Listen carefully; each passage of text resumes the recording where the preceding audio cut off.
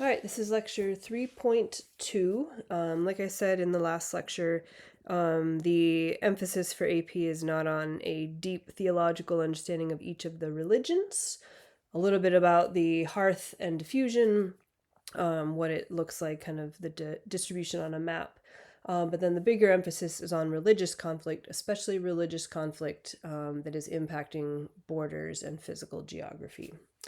So the biggest one and most relevant one is obviously Israel and Palestine. Later on, we'll get into India, Pakistan, and talk about Ireland. Ireland is a model for how peace and reconciliation could happen, but those will be later on.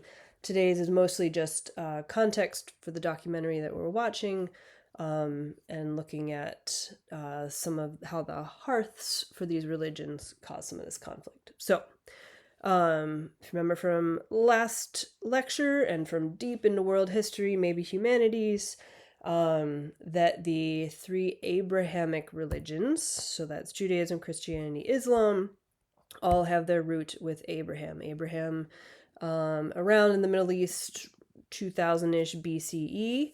He is the original, believed to be the original prophet for all three. So, surrounded by mostly polytheistic religions in the Middle East, he is the one that all three of those religions believe receives the message that there is one God. So, kicking off monotheism. We have Judaism developing over a couple millennia with Jesus, then you get Christianity branching off, and then a few hundred years later, you have Muhammad. But again, all three feature Abraham, believe in Abraham getting this original message. So that's why they're called the Abrahamic religions. How this then connects to the Israel-Palestine conflict, again, this conflict is rooted in 4,000 years of belief on this, gets into Abraham and land that was promised to Abraham. So, in Genesis, which is in all three of the holy books, there is some version of this quote or this translation, and it is to your descendants. So, when Abraham accepts this covenant with God, is believed to accept this covenant with God, he is promised to your descendants, Abraham's descendants, I give this land from the river of Egypt to the great river, the river Euphrates, there in the Middle East. And so this is roughly the land that is believed to be promised to Abraham and his descendants. Where the conflict is which descendants. You will see the kids in the documentary, all of them claiming that this land was promised to them in the Bible, in the Quran, in the Torah, in Genesis. But again, it comes back to whose descendants. So, continuing with Abraham in your notes, is there's disagreement over which descendant the land is promised to. So in the Bible, Abraham, he is married to Sarah. If you have any knowledge of that story, Sarah was the wife who was unable to have children, and then is believed in accepting this covenant with God that they would then have children, and that is Isaac.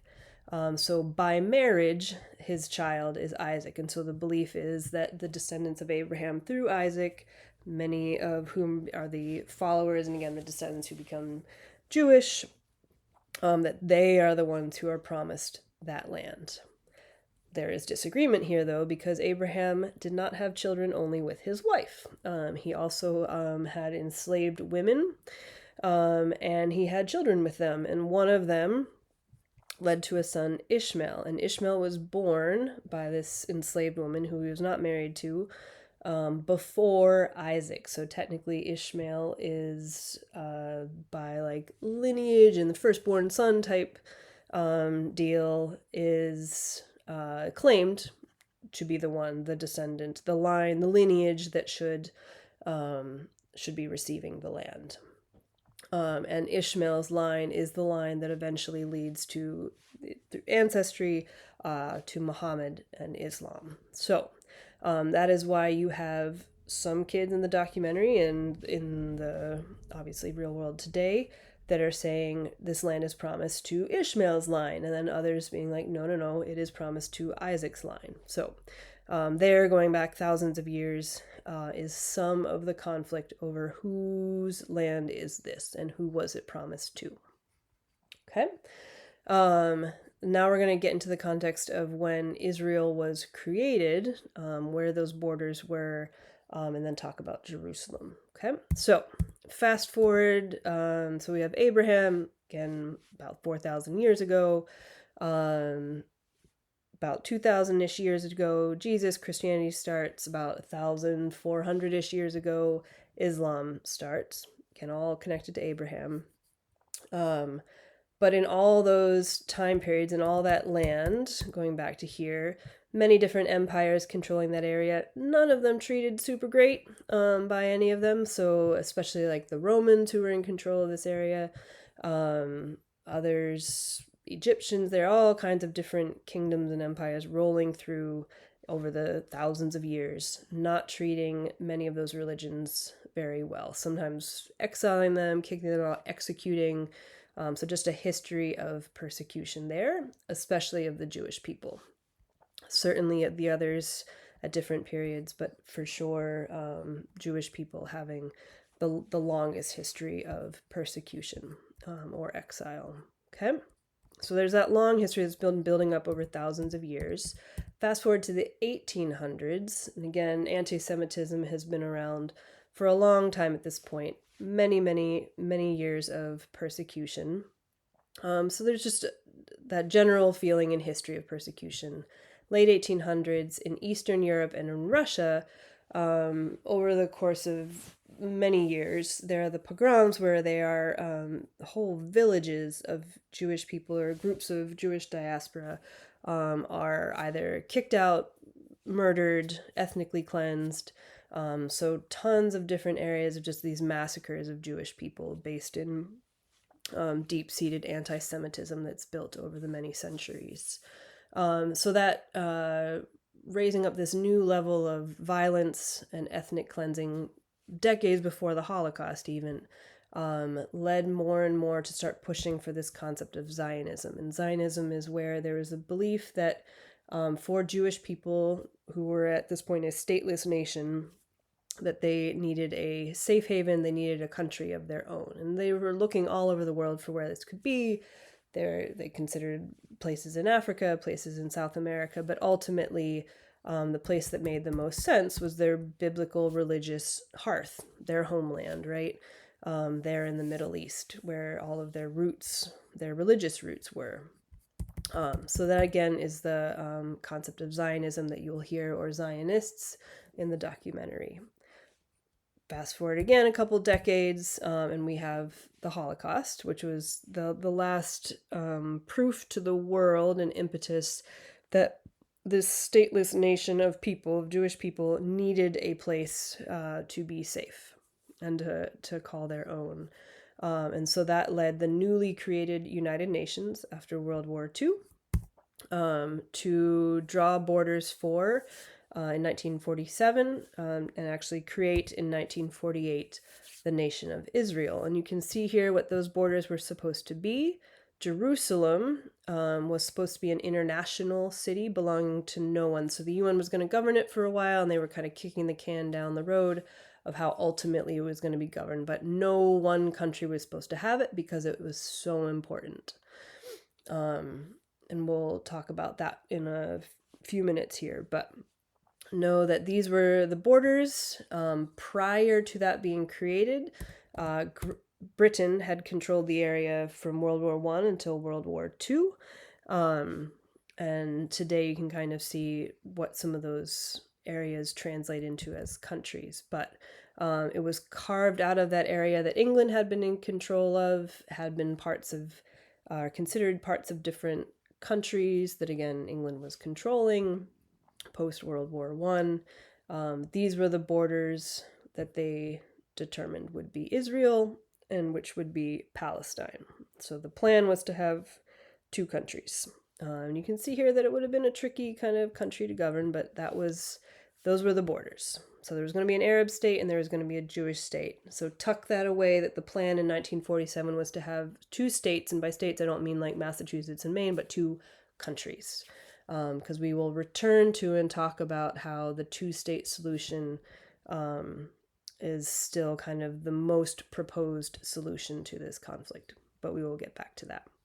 So, the surrounding countries did not like this plan. There was immediately a war and fighting. So, you don't need to write down all these different wars that are happened, but just note that from the late 1940s until about 2000, there was kind of ebb and flows of conflict, outright war, violence, and border changes. But you can kind of see where borders are changing. The surrounding nations quite hostile to Israel being there and not accepting the borders. And again, just periodic spurts of violence and war throughout the 60s, 70s, 80s, 90s. Okay. Mid to late 90s, we get the Oslo Accords to try to get some level of peace again. You can see here the historic kind of handshake. That gave us the borders that are most relevant to us today. So down at the bottom of that box where it says Gaza and West Bank, know that, or understand that Gaza and West Bank are in Israel, so they are within the country of Israel, but they are, to varying degrees over the last 25 years, semi-autonomous. The best but not great comparison that an American student might understand is kind of like how Native American reservations work in the United States, where they are within the territory of the United States, but they are somewhat autonomous in how they govern themselves. So somewhat similar in that Gaza and West Bank are both considered part of Israel. They are not considered their own countries or independent, but they do get varying degrees of autonomy, and that has shifted over time. Gaza is here on the left, over here on the Mediterranean Sea. It has Gaza City. It's about 2 million people, and this, for you to kind of grasp the size of this area. So while it's skinnier, it's about the same square miles as the 5-town CSD, so our school district. So 2 million people in about the size of our school district. West Bank is a little bigger, so to go from like north to south of West Bank is about the distance from Camden to Portland. Gaza, until the October 7th events and all the fighting that has come since 2 years ago, Gaza was more autonomous, meaning kind of operating more independently, not their own country, but they had more self-government. Conditions were pretty bad, and there were checkpoints to get in. It was incredibly hard to get in and out of Gaza. So, for example, I have been to that area. Easy for me to get into the West Bank, impossible to get into Gaza. And that was long before October 7th. So even for a Palestinian to get in and out, Israeli to get in and out, was very hard. West Bank, also surrounded by checkpoints, but it's a little bit more fluid, and you'll see that in the documentary.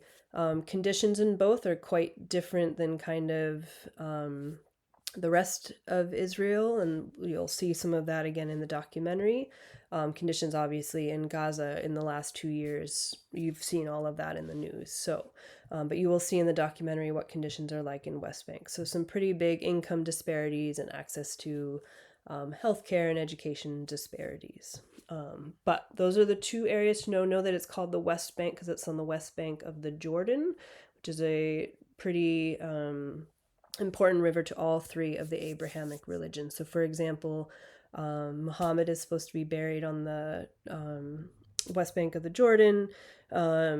And, for example, Jesus was believed to be baptized in the Jordan River. So it's an important river. West Bank is on the west bank of the Jordan River. Okay? So those are those two areas. We're going to get into Jerusalem, which is another sticking point for finding a peaceful resolution to this conflict. One quick note before I move into that. So this is 1946, all this green on the left. That's Palestinian land before Israel is created. And you can see kind of the loss of land for Palestinians over the course of time up until 2000, when kind of the borders of Gaza and the West Bank were kind of set, and those checkpoints were put in. Okay. All right. Jerusalem, in finding peace, there has to be a resolution of what to do about Jerusalem. Again, back when Israel was created, the solution the UN came up with was that no one got it. It was just an international city, kind of along the lines of like the Vatican City, which is a city but also a country. Jerusalem, they hadn't quite decided it would be its own country, but that it would be kind of an international city that no one owned. It's bigger than this, but this is the old quarter, the old city within the bigger, more modern Jerusalem city. But you can, and these, the Christian quarter, Muslim quarter, Armenian quarter, Jewish quarter, those aren't where like those people are only allowed to live, but those are kind of predominantly those areas, and also significant to those different religions or ethnic groups. So the Christian quarter, for example, this site here, 5, is the site where Jesus is believed to have been crucified and buried. So that is, again, incredibly one of the holiest sites in Christianity. Over here, connecting both Jewish and Muslim, and this is why it's particularly hard to decide what to do with it and who has it, who kind of owns it as a city, is this area called the Temple Mount. On the left, and I'll show you a better picture here in a moment, is the Wailing Wall or Western Wall, and this is the holiest site for Judaism. You're going to see lots of kids and people praying at this wall. It is believed to be the remaining wall of the second temple going back thousands of years.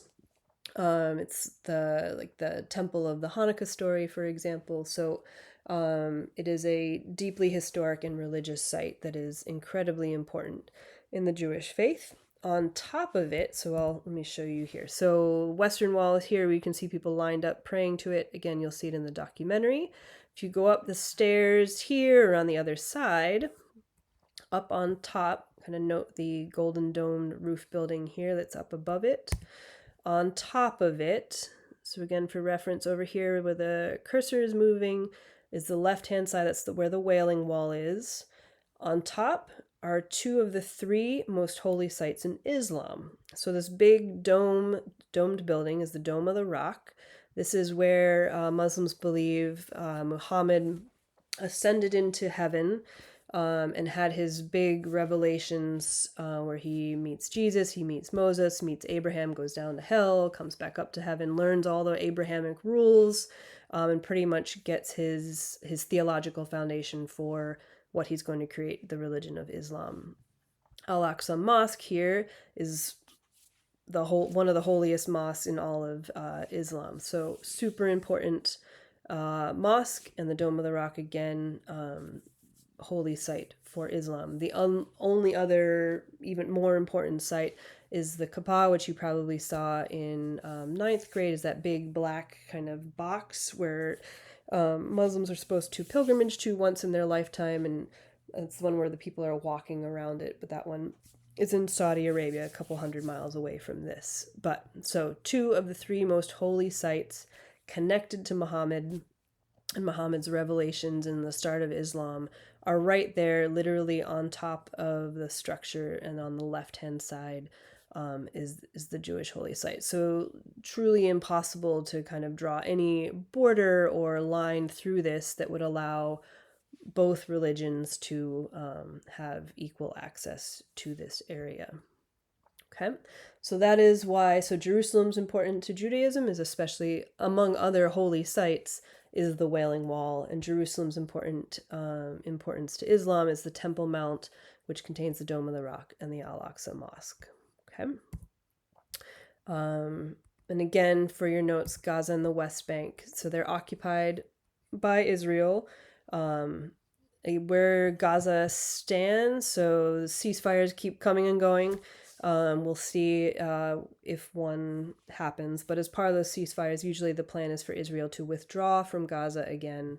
But it would still be part of Israel. It would just be self-governing. Those ceasefires have not yet held. So we'll see where that goes. But West Bank actively occupied. And there are checkpoints to get in and out of these areas. Okay.